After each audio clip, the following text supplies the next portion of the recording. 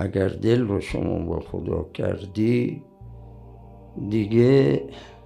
دیگران نمیتونن جرأت کنن بیان و دل شما رو بدزدن. دو تا الوهیت، یک الوهیت به حق و یک الوهیت به ناحق.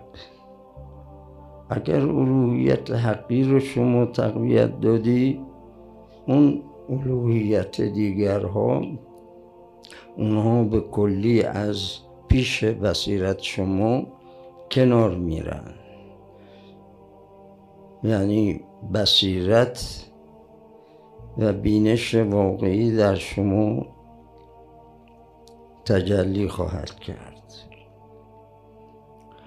اگر این بصیرت درست شد، در این مقام به شهود تجلیات صفات